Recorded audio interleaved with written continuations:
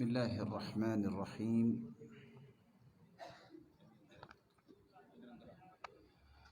الحمد لله، الصلاة والسلام على خير خلق الله وعلى آله وصحبه ومن والاه. أما بعد، فأعوذ بالله من الشيطان الرجيم. لقد من الله على المؤمنين إذ بعث فيهم رسولا من أنفسهم يتلو عليهم آياته ويزكيهم ويعلمهم الكتاب والحكمة وإن كانوا من قبل لفي ضلال مبين. لائق عزت تکریم سامعین مکرم، اللہ ذوالجلال ہم سب کے خالق و مالک ہیں. مالک الملک نے انسان کو دو چیزوں کا مرکب بنایا ہے. ایک انسانی جسم ہے جس کو اللہ ذوالجلال نے مٹی سے پیدا کیا، اور اس کی نشو و نما کے لیے اس کی تمام تر ضروریات کا بندوبست بھی اللہ نے مٹی سے کیا. دوسری چیز، اس جسم میں اللہ نے روح کو داخل کیا. روح جو کہ آسمانوں سے آئی ہے، اس کی ضروریات کا بندوبست بھی اللہ نے آسمانوں سے کیا، جس کو قرآن مجید کا نام دیا جاتا ہے.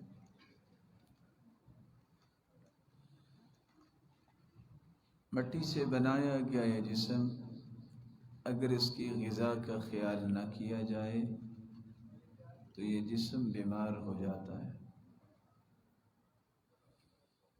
اسی طرح اگر روح کی غذا کا خیال نہ کیا جائے تو روح بھی بیمار ہو جاتا ہے. اور یہ ایک حقیقت ہے کہ انسان جتنا بھی خوبصورت ہو، جتنا بھی طاقتور ہو، توانا ہو، اگر اس کا رشتہ روح سے توڑ دیا جائے تو جسم کی کوئی قیمت باقی نہیں بچتی. باپ بھی کہہ رہا ہوتا ہے ذرا جلدی کر لیں، اور بیٹا بھی کہہ رہا ہوتا ہے انکل ذرا جلدی کروا دیں، لوگوں نے جنازے کے بعد واپس جانا ہے.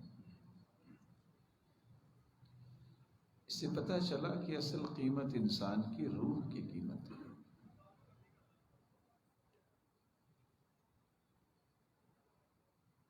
یہ اللہ ذوالجلال کا نظام ہے. کل شیء یرجع الی اصلہ، ہر چیز جہاں سے آئی ہے اسے وہاں ہی واپس پلٹ کے جانا ہے. مٹی سے بنایا گیا یہ جسم ایک نہ ایک دن مٹی میں ہی واپس چلا جائے گا، اور آسمانوں سے آنے والی روح کو واپس آسمانوں کی طرف ہی جانا ہوگا. جسم تو مٹی کی پہلی تہہ میں ہوتا ہے، اگر روح کی غذا کا خیال کیا جائے تو ہر آسمان پہ سے خوش آمدید کہا جاتا ہے، اور اگر اس کی غذا کا خیال نہ کیا جائے تو اسے ساتوں زمینوں کے نیچے سجین نامی جیل کا قیدی بنا دیا جاتا ہے. قرآن مجید جو میری اور آپ کی روح کی غذا ہے، یہ اللہ ذوالجلال کی حقیقی کلام ہے. یہ نوشتہ ہدایت ہے، یہ کتاب مبارک ہے.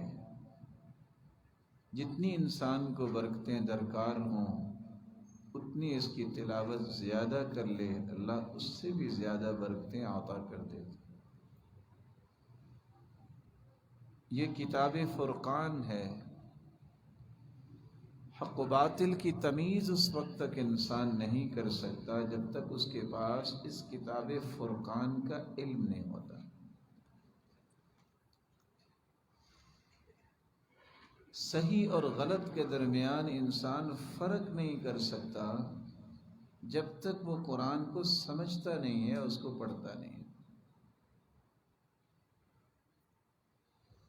اللہ تعالیٰ نے اپنے پیغمبر کو مبعوث جب کیا تو اس پیغمبر نے 4 نکاتی ایجنڈے کے تحت کام کیا تھا، جس سے تمام قسم کی گمراہیاں ختم ہو گئی، جہالتیں ختم ہو گئی، اور ایسے نفوس قدسیہ تیار ہوئے جو رہتی دنیا تک آئیڈیل بنے اور مثالی بنے۔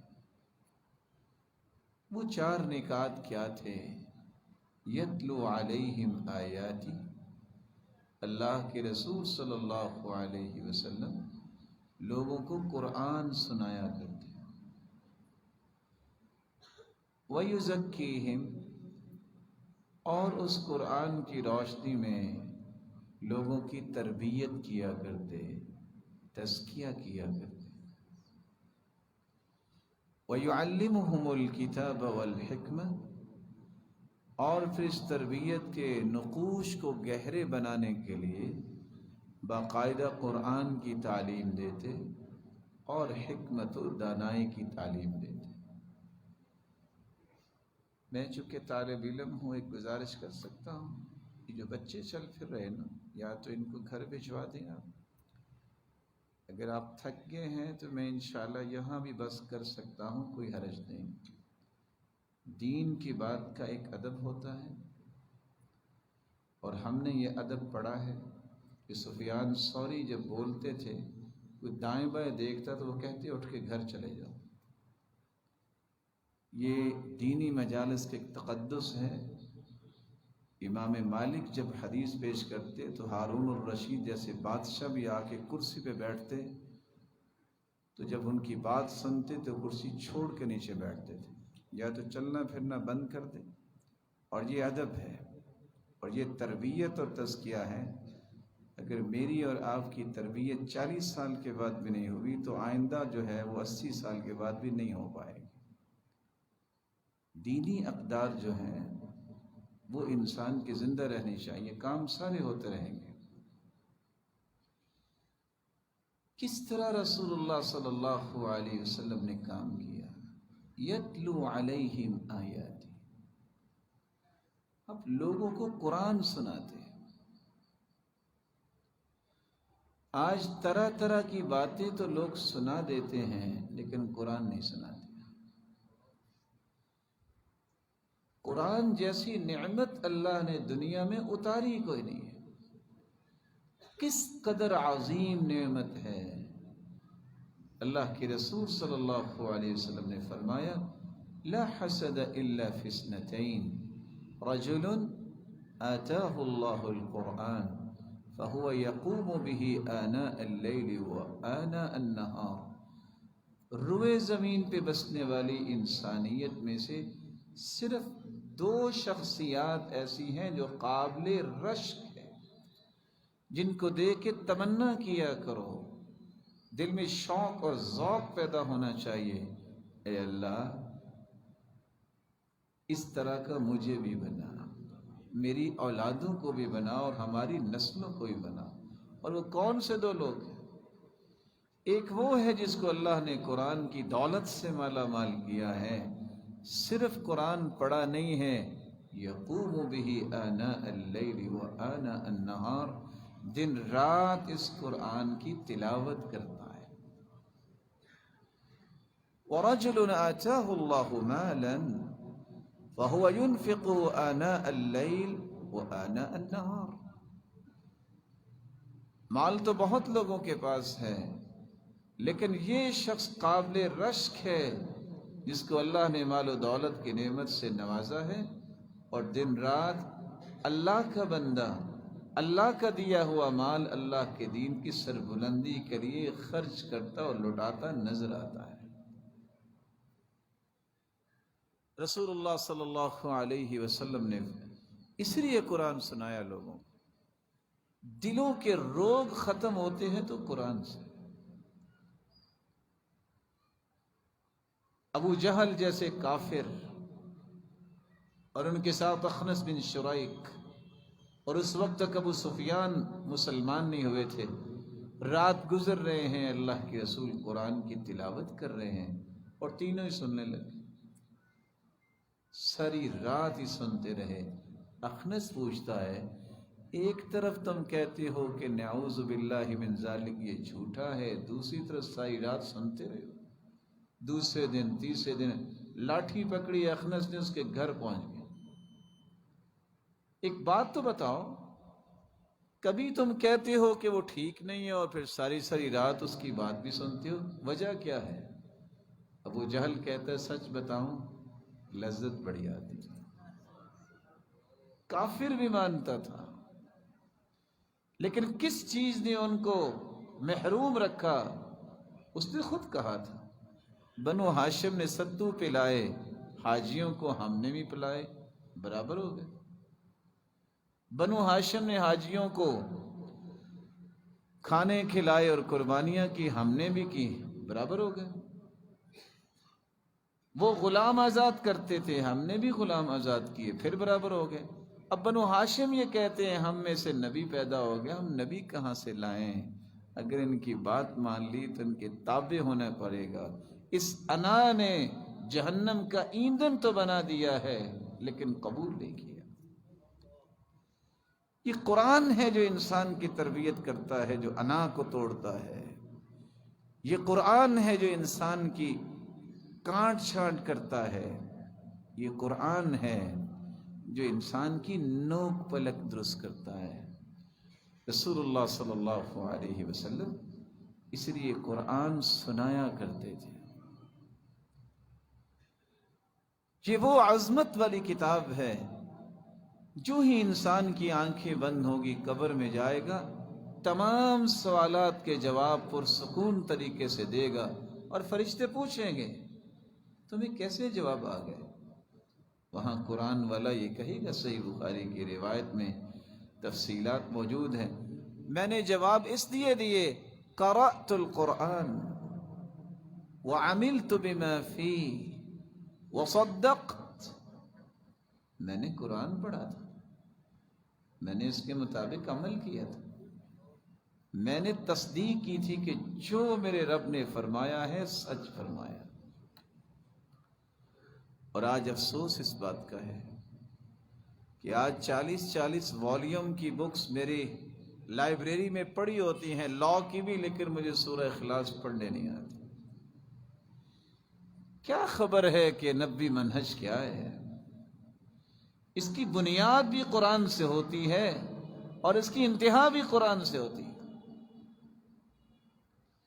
یہ وہ عظیم کتاب ہے جس دن کوئی شخص بھی ہے اس کے جسم پہ کوئی لباس نہیں ہوگا، پاؤں میں جوتی نہیں ہوگی، کیسا عظیم انعام ہوگا اللہ کی طرف سے۔ الماہر بالقرآن مع السفرۃ الکرام البررہ، انسانیت کو اللہ کے سامنے پیش کیا جائے گا، اس کے دو فیز ہوں گے۔ ایک فیز وہ ہے یوم یکون الناس کالفراش المبثوث، لوگ اس طرح پتنگوں کی طرح گرے ہوئے ہوں گے، ہوش نہیں ہوگی کسی کو، اللہ کے رسول صلی اللہ علیہ وسلم کی سفارش ہوگی، تب جا کے حساب شروع ہوگا۔ دوسرا فیز شروع ہوگا، وَعُرِضُوا عَلَىٰ رَبِّكَ صَفًّا، لوگوں کو صفوں میں کھڑا کر دیا جائے گا۔ مالک الملک قرآن پڑھنے والے کو پہلا انعام کیا دیتے ہیں؟ زندگی بھر اسے جب تک زمین پہ رہتا ہے، خیرکم من تعلم القرآن وعلمہ، روئے زمین پہ بسنے والی تمام انسانیت سے افضل اس کو قرار دیا جو قرآن سیکھتا ہے اور سکھاتا ہے۔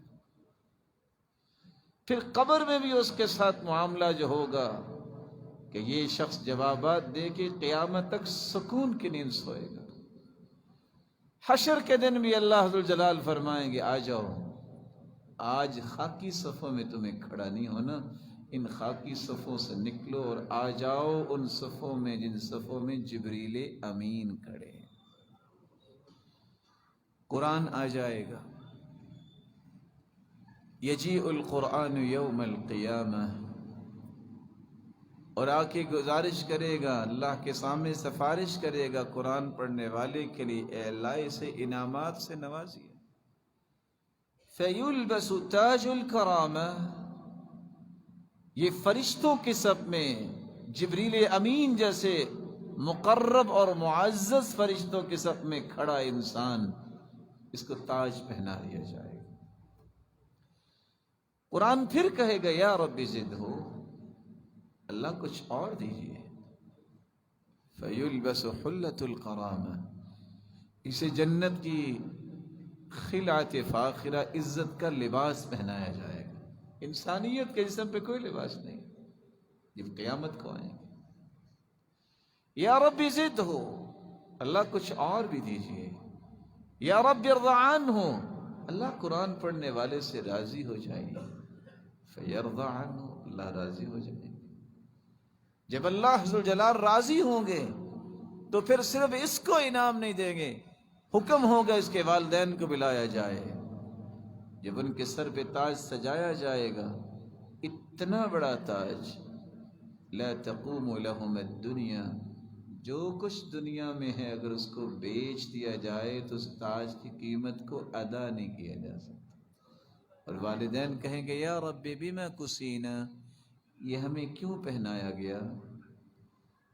اللہ ذو الجلال کے پیغمبر نے فرمایا دو جواب ملیں گے، بِأَخْذِ وَلَدِكُمَ الْقُرْآنَ، اس لیے تمہارے سروں پہ تاج سجایا گیا، تم نے اپنے بچے کے ہاتھ میں قرآن تھما دیا تھا۔ بِتَعْلِيمِ وَلَدِكُمَ الْقُرْآنَ، تم نے اپنی اولاد کو قرآن کی تعلیم سے آراستہ و پیراستہ کیا تھا، آج اس کی وجہ سے تمہیں انعام ملا۔ اللہ کی رضا کی پھر نعمت دیکھیے، والدین کے سر پہ بھی تاج، اور ساتھ ہی آواز لگے گی یقال لصاحب القرآن اقرأ وارتقی ورتل كما كنت ترتل في الدنيا فإن منزلتك عند آخر آية تقرأها، اے قرآن کے پڑھنے والے قرآن پڑھنا شروع کرو۔ دنیا میں بھی تم پڑھتے تھے لیکن بہت لمیٹڈ لوگ سنتے تھے، آج قرآن پڑھتے جاؤ اور جنت کی سیڑھیاں چڑھتے جاؤ، مقام تیرا وہاں ہے جہاں من الجنت والناس کی آیت کی تلاوت کرو۔ جملہ کتب حدیث جمع کر لیجئے، آپ کو اس پلے کی روایت دنیا میں کہیں ملے گی نہیں۔ کس پلے کی روایت؟ ہر انسان فوت ہونے کے بعد اس کا عمل ختم ہو جاتا ہے، یہ دنیا دار العمل ہے، دار المکافات تو آخرت ہے۔ لیکن صحیح الجامع کی روایت ہے، یہ بندہ مومن قرآن قیامت کے دن پڑھے گا وَيُزَادُ بِكُلِّ آیَةٍ حَسَنَةٍ، اللہ وہاں بھی ہر آیت کے بدلے اس کو نیکیاں عطا کریں گے۔ وہ تو بدلے کا دن ہے، لیکن اس قرآن کی وجہ سے اللہ قیامت کے دن میں اس کے درجے بلند سے بلند تر کرتے جائیں گے۔ یتلو علیہم آیاتی، اللہ کے رسول نے لوگوں کو تیار کیا تو قرآن سنایا، قرآن سنا، سکھایا۔ آج یہ عمل کس قدر مبارک ہے، جس جس جگہ بھی ہے، اللہ اس عمل کو بجا لانے والوں کو دنیا اور آخرت میں عزتوں سے نوازے، اور کروڑہا رحمتوں سے نوازے ان اساتذہ کو اور ان والدین کو جنہوں نے اپنی اولادوں کو اس قرآن کے لیے وقف کیا ہے۔ خوش نصیب ہیں، بختور ہیں وہ لوگ جو اس کام کو بجا لا رہے ہیں۔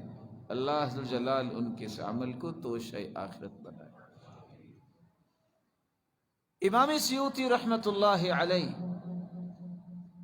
یہ ایسا انسان ہے جس نے 1052 کتابیں لکھی، اکیلے انسان نے۔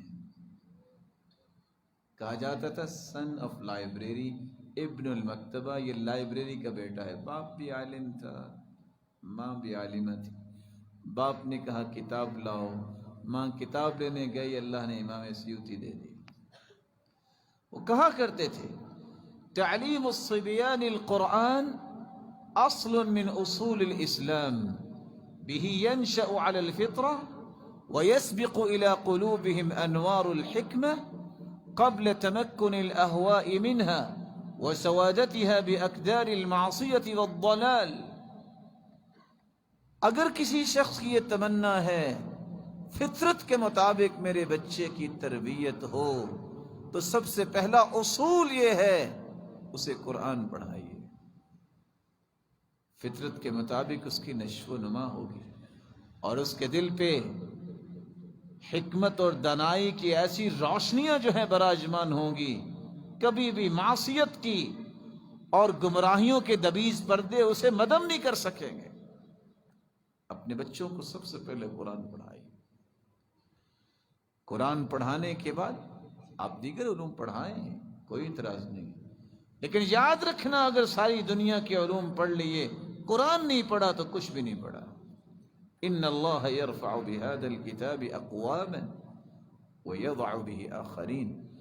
اللہ ذوالجلال اگر کسی قوم کو عزت سے نوازیں گے تو اس قرآن کی وجہ سے، اور قومیں ذلیل ہوں گی تو کس وجہ سے؟ اس قرآن سے روگردانی کرنے کی وجہ سے۔ اللہ ذوالجلال ہمیں اس قرآن کو پڑھنے کی توفیق عطا فرمائے۔ وَيُزَكِّيهِمْ، آپ نے صرف قرآن سنایا نہیں، آپ نے میکنگ کی ہے، انسان بنائے ہیں، انسانوں کو گھڑا ہے، کانٹ چھانٹ کی ہے، تزکیہ کیا ہے۔ یہ پیوریفیکیشن اور بیوٹیفیکیشن جو اللہ کے رسول نے کی تھی، یہ پالشنگ اور ریفائننگ جو انسانوں کی ہے، یہ اللہ کے رسول نے کی تھی۔ کس انداز سے رسول اللہ صلی اللہ علیہ وسلم نے یہ کام کیا؟ تزکیہ کی بنیادی طور پہ 5 قسمیں ہیں۔ آپ نے سب سے پہلے انسانیت کے فکر کا تزکیہ کیا، اس کی سوچ کیا ہے، سوچ بنائی کہ کام کرنا ہے تو اللہ کی رضا کے لیے کرنا ہے۔ فکر اس طرح سیٹ کیا کہ جب بھی انسان کوئی کام کرے گا پہلا ہدف ہی یہ ہے کہ میرا رب راضی ہو جائے، مجھے کسی شہرت کی ضرورت نہیں ہے، مجھے کسی واہ واہ کی ضرورت نہیں ہے۔ انما الاعمال كالوعاء اذا صلح اذا طاب اسفله طاب اعلاه واذا فسد اسفله فسد اعلاه۔ انسان کے اعمال تو ایک برتن نما ہے، برتن کا اندرونی حصہ جتنا صاف ہوتا ہے اس میں ڈالی گئی چیز بھی اتنی صاف ستھری ہوتی ہے۔ اگر اس میں علائشیں ہیں تو اس میں جو بھی چیز آپ ڈالیں گے وہ علائشوں سے لبریز ہو جائے گی۔ رسول اکرم صلی اللہ علیہ وسلم نے سب سے پہلے انسانیت کی فکر کا تزکیہ کیا۔ ارادے اچھے کیجئے، نیت اچھی کیجئے، خیر اور بھلائی کی سوچ پیدا کیجئے۔ پازیٹیو تھنکنگ جب تک نہیں آتی، ساری زندگی کتابوں کا کیڑا بنا رہے، کبھی اس کا تزکیہ نہیں ہوتا۔ متق اللہ عبد فاحب الشہرہ، شہرت کا حریص ہونے والا ساری زندگی اپنا ماتھا رگڑتا رہے، متقی نہیں بن سکتا۔ ما صدق عبد قط فاحب الشہرہ، اللہ کی رضا کو چھوڑ کر کسی اور چیز کو اپنا ہدف اور ٹارگٹ بنا لیتا ہے کہ میری شہرت ہو، یہ ساری زندگی بھی سچا انسان نہیں بن سکتا۔ صحابہ اور سلف کا تو انداز ہی اور تھا، ان کی غرض یہ ہوتی تھی کہ اللہ راضی ہو جائے، اور مخلص کی نشانی بھی یہی ہے، اس کو تعریف اور مذمت میں کوئی فرق نہیں لگتا، محسوس ہی نہیں کرتا، وہ نیکیاں کر کے چھپانے کی کوشش کرتا ہے، وہ ہر نیکی کا بدلہ اللہ سے لینا چاہتا ہے۔ اور کس قدر خوبصورت بات یحییٰ بن معاذ نے کہہ دی۔ کسی نے پوچھا کہ مخلص کب انسان بنتا ہے؟ کہا اذا صار خلقه كخلق الرضيع، دودھ پینے والا بچہ جب تک اس جیسا انسان کا ذہن نہیں بنتا مخلص نہیں بنتا۔ یہ 6 ماہ کے بچہ، یہ 1 سال کا بچہ، جب اس کو آپ یہ کہیں کہ میرا بیٹا بہت اچھا ہے، وہ اسمائل پاس کرتا ہے، مسکراتا ہے۔ اگر آپ اسی وقت یہ کہہ دیں میرا بیٹا بہت گندا ہے، پھر بھی سمائل پاس کرے گا، وہ کچھ نہیں کہے گا۔ مخلص بھی ایسا ہوتا ہے، کوئی گالی بھی دے، کوئی تعریف بھی کرے، اسے پرواہ نہیں ہوتی۔ یہی وجہ ہے کہ آج انسانیت کا بیشتر حصہ پڑھنے کے باوجود بھی نہ ان کی زبان سے کسی کو سکون ملتا ہے، نہ اس کے اعمال سے کسی کو سرور ملتا ہے۔ عدی بن حاتم کو کہاں سے ڈھونڈ کے لائیں؟ گالی دینے والا گالی دیتا ہے، وہ کہتے ہیں غلام سے جلدی جاؤ، آپ ان سے پوچھو آپ کھانا کھائیں گے؟ کہاں سے ابو ذر لائیں؟ ایک شخص نے گالی دی، وہ بولنے لگے، کہا اگر کوئی جواب دیا میں 100 گالیاں دوں گا۔ مسکرا کے کہتے ہیں تم 100 گالیاں بھی دو گے، میں ایک کا بھی جواب نہیں دوں گا۔ آج علی بن حسین کو کہاں سے ڈھونڈے؟ یہ لوگ تھے جن پہ قرآن کا رنگ چڑھا تھا، صبغۃ اللہ، صبغۃ اللہ ومن احسن من اللہ صبغہ وَنَحْنُ لَهُ عَابِدُونَ۔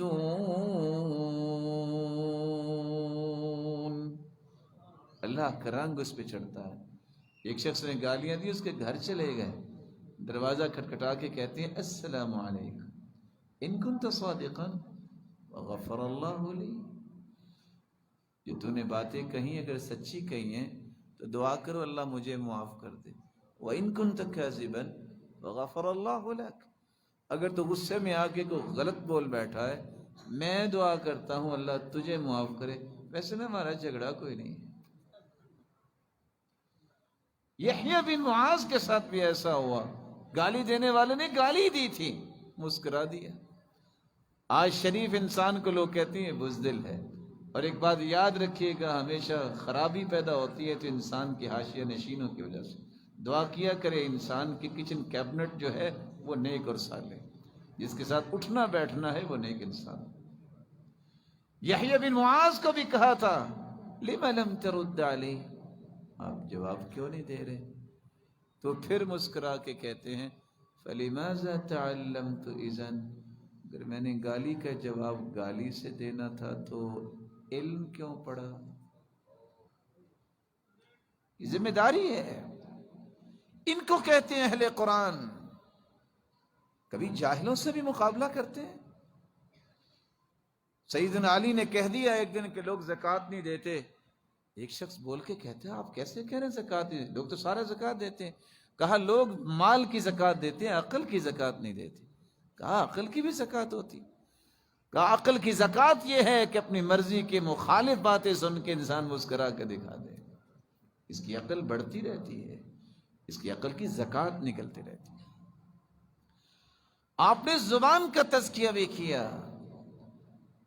ایک مرتبہ صرف ابو ذر نے کہا تھا سیدنا بلال رضی اللہ تعالیٰ عنہ کو مزاح کرتے ہوئے، یہ ابن السودا، وہ کالی ماں کے بیٹے۔ تو اللہ کے رسول نے فرمایا تھا انک امرؤ فیک جاہلیہ، وہ ابو ذر تیرے اندر جاہلیت ابھی باقی ہے۔ رونے لگ گئے۔ دنیا کے اندر ایسی معذرت آپ کو نہیں ملے گی۔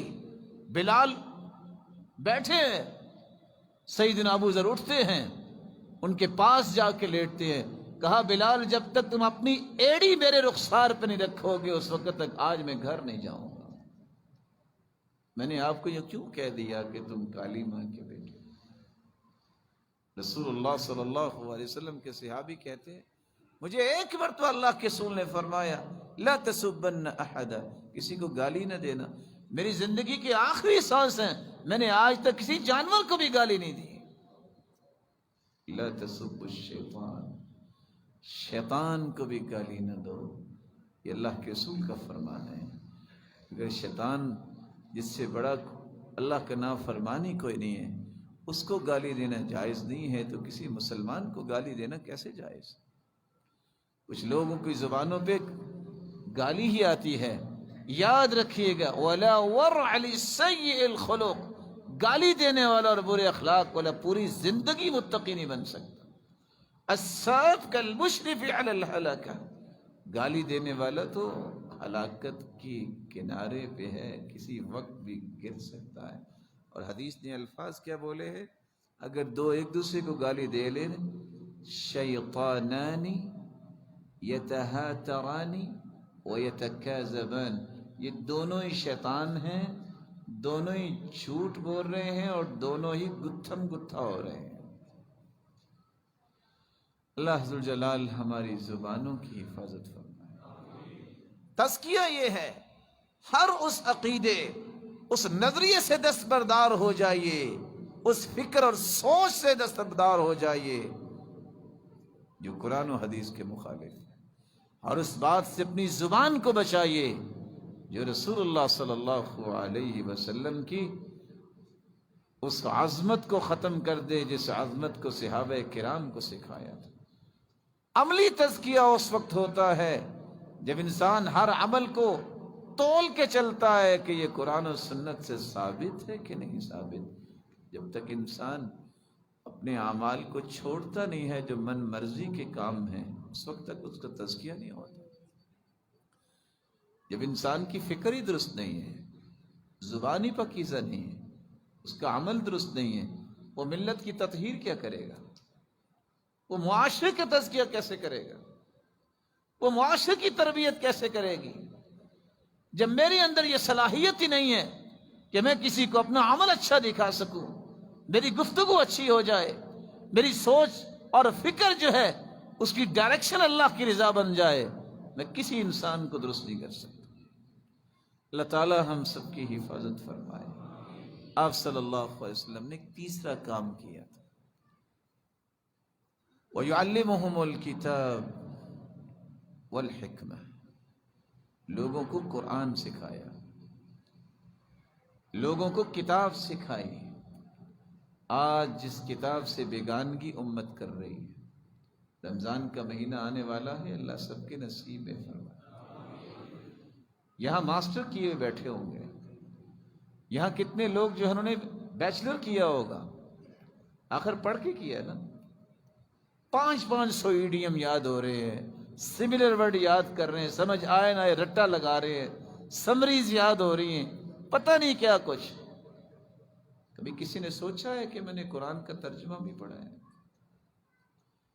میں اللہ کے سامنے کھڑا ہو کے کیا پڑھتا ہوں؟ میری رب سے کلام کیا ہوتی ہے؟ اس کا احساس آج نہیں۔ جس وقت احساس ہوگا اس وقت اس احساس کا فائدہ نہیں ہوتا۔ آ جائیے اس مشن کی طرف جو اللہ کے رسول لے کے آئے۔ قرآن مجید کا مفہوم سمجھیے، اس کا ترجمہ سمجھیے، یہ جانیے کہ کیا اللہ ذوالجلال فرما رہے ہیں۔ اس لیے آجری کہا کرتے تھے اصل محبت قرآن سے ہے ہی اس کو جو قرآن کھولتا ہے۔ متقین کا تذکرہ آتا ہے تو کہتا ہے یا رب متی اکون من المتقین، میرے مالک میں متقین کی صف میں کب کھڑا ہوں گا۔ فائزین کا تذکرہ آتا ہے تو وہ دعا کرتا ہے متی اکون من الفائزین، اللہ میرا نام فائزین میں کب آئے گا۔ جنتیوں کا تذکرہ آتا ہے تو کہتا ہے یا ربی متی اکون من اہلہا، میں جنتیوں کے صف میں کب کھڑا ہوں گا۔ یہ وہ تمنا اور تڑپ ہے جو انسان کو اللہ کے قریب کرتی ہے۔ آپ صلی اللہ علیہ وآلہ وسلم نے حکمت بھی سکھائی، دانائی بھی سکھائی، اور یہ چوتھی اور آخری بات رسول اللہ صلی اللہ علیہ وسلم نے سامنے رکھ کے زندگی میں کام کیا تھا۔ حکمت کیا ہے؟ صحیح ترین رائے کو اختیار کرنا، یہ حکمت کہلاتا ہے۔ آج لوگ اس مبارک لفظ کو بھی اتنا مظلوم بنا چکے، ہر غلط کام کرنے والا کہہ رہا ہوتا ہے کہ حکمت یہ ہے۔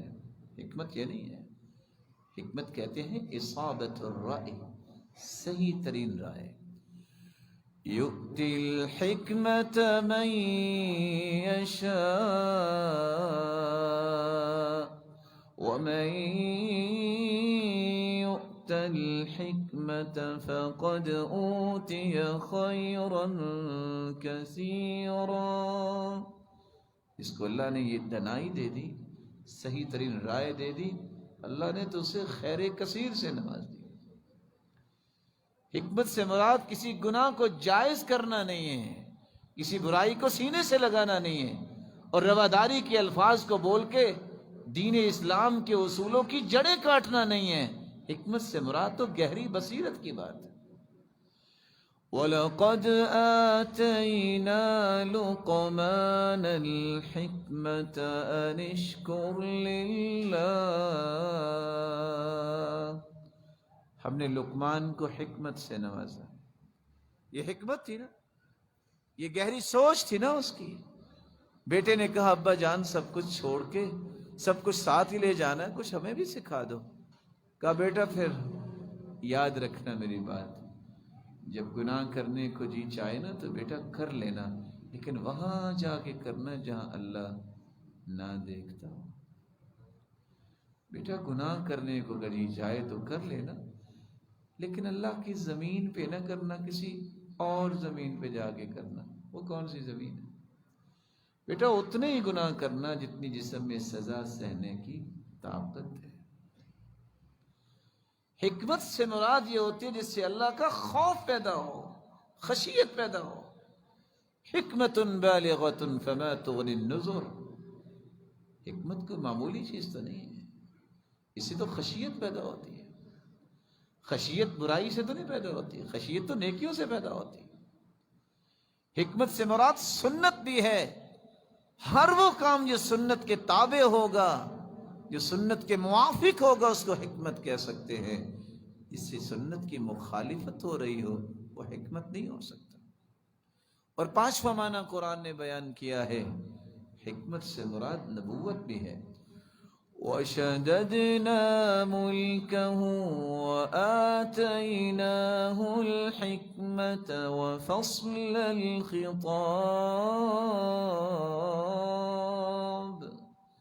ہم نے داؤد علیہ السلام کو نبوت بھی دی، بادشاہت بھی دی، اور انہیں فصل الخطاب بھی عطا کیا، بیان کی طاقت بھی دی۔ ہر وہ بات جو نبی کریم صلی اللہ علیہ وسلم کی فرمان کی روشنی میں ہوگی اس کو حکمت کہتے ہیں۔ اللہ یہ حکمت ہر ایک کو نصیب فرمائے۔ اور یاد رکھیے گا وَإِن كَانُوا مِن قَبْلُ لَفِي ضَلَالٍ مُبِينٍ، ان چار کاموں سے پہلے بھی لوگ گمراہ تھے، اسلام سے پہلے۔ آج بھی اگر ان چار چیزوں کے ساتھ انسان اپنی زندگی نہیں گزارتا، دعوت نہیں دیتا، گمراہی پھر بھی ختم نہیں ہوگی۔ قرآن سنائیے لوگوں کو، تزکیہ کیجئے، تربیت کیجئے، قرآن کی تعلیم باقاعدہ دیجئے، سمجھائیے ان کو قرآن، اور حکمت دانائی کی تعلیم دیجئے۔ یہ کیسی حکمت تھی جو اللہ نے سلف صالحین کو عطا کی تھی۔ امام غزالی سے کسی نے پوچھا تھا، محمد الغزالی سے، بے نماز کے بارے میں آپ کیا کہیں گے، کیا کرنا چاہیے؟ کہا اس کا بازو پکڑ کے مسجد لے جاؤ۔ کہا میں تو فتویٰ پوچھ رہا تھا کہ آپ کافر کہیں گے اس کو۔ کہا آپ نے کہا کیا کرنا چاہیے؟ میں نے کہا بازو پکڑ کے مسجد لے جاؤ۔ ابن باز کے پاس سگریٹ نوش آتا ہے، کہتے ہیں 1 منٹ آئیں گے میرے پاس؟ جلدی سے وہ جیب سے نکالی، کہتی ہیں اس کی خوشبو اس سے اچھی ہے، ذرا لگا کے دیکھو۔ کیسے تھے مولانا ثناء اللہ امرسری صاحب؟ ساتھی کے ٹخنوں سے نیچے شلوار ہے، صبح سیر کرتے۔ یہ نہیں کہا کہ تم فاسق ہو، فاجر ہو، جہنمی ہو تم۔ کہا ایک گزارش کروں گا، ویسے ہی کپڑا بڑا پیارا ہے، اگر آپ نیچے سے اتنا کو کاٹ دیں نا تو میری ٹوپی بڑی پیاری بن جائے گی۔ یہ گہری سوچ کب آئے گی؟ کس طریقے سے ہم لوگوں کو صحیح راستہ دے سکتے ہیں؟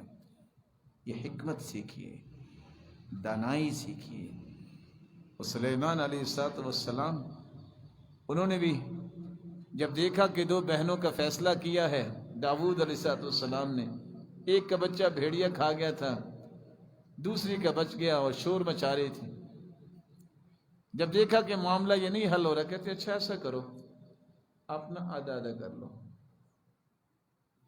ایک بچہ بچا نا، تو ذرا وہ کہتی میرا، وہ کہتی میرا، کہتے اب آدھا آدھا کر لو۔ پتا تھا اب فیصلہ ہوگا کس کا بچہ ہے۔ جس کا نہیں تھا اس نے کہا کر دو، جس کا تھا اس نے کہا نہیں اس کو دے دو، مجھے نظر تو آتا رہے گا، مجھے نظر تو آتا رہے گا۔ رسول اللہ صلی اللہ علیہ وسلم یہ حکمت و دانائی سکھایا کرتے تھے. حکمت و دانائی یہ بہت بڑی نعمت ہے. سیدنا علی اپنے وہ جہاں تلوار رکھتے تھے وہاں ایک پیپر رکھا ہوا تھا. پوچھا یہ کیا ہے؟ کہتے فکاک الاسیر وفہم اعطیہ رجل مسلم. یہ فہم کی کچھ باتیں ہیں، زندگی میں ایڈجسٹمنٹ کرنا سیکھیے. بڑے بڑے آپ کے سامنے ایسے مسائل آئیں گے، اسے نکلنا سیکھیے.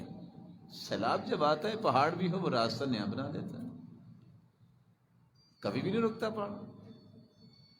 آپ کے اوپر کوئی پتھر پھینکتا ہے، تھوڑا سا سائڈ پہ اس کو گرنے دو، اس کے اوپر قدم رکھ کے اور اونچے ہو جاؤ. 3 کام کر لو، آپ کو یہ حکمت و دانائی نصیب ہو جائے گی. جب تک آپ کے اندر اخلاص نہیں ہے اس وقت تک حکمت نہیں ملے گی. من اشخص بقلبه الى الله انفتحت عيون الحكمة في قلبه وجرت على لسانه. جو اللہ حضر جلال کے ساتھ دل سے سچا ہو جاتا ہے، اللہ اس کے دل میں حکمت کے چشمے جاری کر دیتے ہیں اور پھر الفاظ بن کے اس کی زبان پہ آ جاتے ہیں. من احسن عبادت اللہ فی شبیبتی لقاہ اللہ الحکم عند کبر سنی. جو جوانی میں خوبصورت عبادت کرتا ہے، مرتے دم تک اللہ اس کی زبان پہ حکمت کو جاری رکھتے ہیں. لکل باب مفتاح ومفتاح الحکمہ طرد الہوى. ہر دروازے کی چابی ہوتی ہے، لیکن حکمت کی چابی اس کو نصیب ہوتی ہے جو اپنی خواہشات کو توڑ کے رکھ دیتا ہے. ما من آدمی الا وحکمته بید ملک. ہر بندے کی حکمت اللہ نے ایک فرشتے میں رکھی ہے، فرشتے کے ہاتھ میں رکھی ہے، اور ساتھ آرڈر دیا ہے فَإِذَا تَوَاضَ ارفع حکمتا. اس کے اندر عاجزی آ جائے، انکساری آ جائے، تواضع آ جائے، اس کی حکمت کو بلند کر دینا. وَإِذَا تَكَبَّرْ اگر اس کے اندر انا اور اکڑ آ جائے ضع حکمت، اس کی حکمت کو توڑ کے رکھ دینا. جس درخت پہ پھل لگتے ہیں میرے بھائی اس کی ٹہنیاں جھک جاتی ہیں، لوگ آسانی سے پھل توڑ لیتے ہیں. کن کالشجرہ ترمى الیہا الاحجار وترمی الیہم الاسمار. درخت بننا سیکھو، لوگ پتھر مارتے ہیں وہ آگے سے پھل پھینکتا ہے. بلکہ بعض منچلے نوجوان وہ بیر بھی توڑنے جائے نا، پتھر ختم ہو جائے تو جوتی اتار کے مارتے، تو بیر پھر بھی کہتے چلو تم تو نہیں آئے، ہم کچھ دیر کے لیے جوتی سے معانقہ کر لیتے. خیر پھر تھوڑا سا ہلانے جلانے سے چھوڑ تو دیتا ہے وہ، لیکن ساتھ کچھ بیر بھی پھینک دیتا. لیکن جو پاپولر بننے کی کوشش کرتے ہیں، پاپولیرٹی کی ان کو یہ حرص آ جاتی ہے. آپ کو پتہ ہے یہاں جانتے جہاں پاپولر کھڑا ہو نا 2-4 مرلے ساتھ کو درخت ہونے بھی نہیں دیتا، نہ اس کو پھل ہی لگتا. کتنا اونچا درخت، کوئی پھل نہیں لگتا. تواضع اختیار کیجئے اگر آپ کو حکمت چاہیے. اور یاد رکھنا 5ویں بات میرے بھائی، حکمت ان کو ملتی ہے جو نیک لوگوں کی مجلس میں بیٹھتے. عمر بن عبدالعزیز کہا کرتے تھے اذا رأيتم الرجل يهرب من الناس ويطيل الصمت فاقتربوا منه فإنه يلقي الحكمة. جب تم کسی ایسے انسان کو دیکھو جو لوگوں سے الگ الگ رہتا ہے، مقصد کی بات کرتا ہے، خاموش رہتا ہے، تم اس کے قریب ہو جایا کرو. یہ جب بھی بولے گا حکمت بولے گا. احمد بن حرب کہا کرتے تھے عبدت اللہ 50 سنہ فما وجدت لذت العبادہ حتی ترکت 3 اشیاء. میں نے 50 سال عبادت کی، میری عبادت میں لذت نہیں آئی جب تک میں نے 3 کام نہیں کیے. پہلا کام میں نے یہ کیا ترکت رضا الناس، میں نے لوگوں کو راضی کرنا چھوڑ دیا، رب کو راضی کرنا شروع کیا. اللہ نے میری زبان پہ حق اور حکمت کو جاری کر دیا. ترکت صحبت الفاسقین فوجدت صحبت الصالحین، میں نے برے لوگوں کا ساتھ چھوڑا، اللہ نے مجھے صالح اور نیک لوگ عطا کر دیا. ترکت لذت الدنیا فوجدت لذت الآخرہ، میں نے دنیا کی لذتوں کی پرواہ کرنا چھوڑ دی، اللہ نے دنیا کی لذتیں بھی دے دی اور اخروی لذتوں کا مجھے نویدے بھی سنا دی اللہ کے رسول صلی اللہ علیہ وسلم کے جو وعدے امت تک پہنچے ہیں، اللہ ان وعدوں کو ہر ایک کے لیے سچا فرمائے۔ لیکن یہاں یہ یاد رکھنا بھی ضروری ہے، کبھی مشرک کے پاس حکمت نہیں ہوتی، کبھی بدعتی کے پاس حکمت نہیں ہوتی۔ فضیل ابن عیاض کہا کرتے تھے، من جالس مع صاحب بدعہ لم يعط الحکمہ، جو بدعتی کے ساتھ بیٹھتا ہے اسے کبھی حکمت نہیں ملی۔ لا حکمت لجاہل ولا لطائش ولا لعجول، نہ جاہل کو کبھی حکمت ملی ہے، نہ تیش میں آنے والے کو حکمت ملتی ہے، اور نہ جلد باز کو حکمت ملتی ہے۔ سیدنا معاویہ رضی اللہ تعالیٰ عنہ یہ کاتبین وحی میں سے ہیں، جن کے بارے میں اللہ کے رسول نے فرمایا تھا، اللہم علمہ الحساب وقہ العذاب، اللہ اس کو حساب و کتاب سکھا دے، لکھنا سکھا دے، عذاب سے بچا دے۔ اللہم اہدی واہد بہ واجعلہ ہادیا مہدیا، اللہ اسے ہدایت یافتہ بنا اور اس کے ذریعے بھی لوگوں کو ہدایت دے۔ وہ کہا کرتے تھے، لا حکیم الا ذو تجربہ، جب تک زندگی کے تھپیڑے نہیں انسان کھاتا اس کے اندر حکمت نہیں آتی۔ ولا حلیم الا ذو عثرہ، جب تک انسان بار بار گرتا نہیں ہے اس کے اندر مجہ پن اور سنجیدگی متانت نہیں آتی۔ اس لیے یہ باتیں بجائے کہ گر کے سیکھیں، آپ کسی نیک انسان کے پاس بیٹھ کے بھی سیکھ سکتے ہیں۔ 10 سال کی محنت جو ہے آپ کسی ایک مجلس میں لے سکتے ہیں، وہ محنت کرنے کی بجائے صالحین کی مجلس کو اختیار کیجئے۔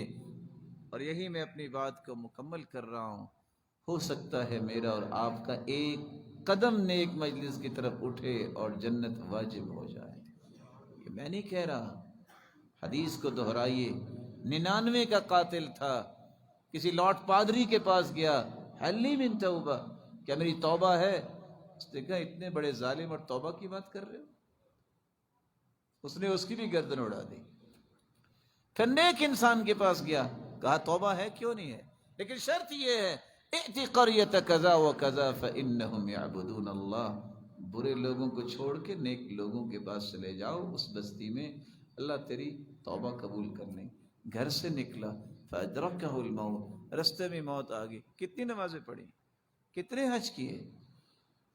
فاختصمت الملائکہ، فرشتوں کی تکرار ہوئی، کچھ کہنے لگے جنت میں اس کی روح جانی چاہیے، کچھ کہنے لگے نہیں اس نے تو عمل ہی کو نہیں کیا۔ اللہ نے ایک اور فرشتہ بھیجا، فیصلہ کرواؤ، قیسوا بینہما، فرشتے نے کہا پیمائش کرو، اگر جسد خاکی نیک لوگوں کے نزدیک ہے تو جنتی، بد لوگوں کے نزدیک ہے تو جہنمی۔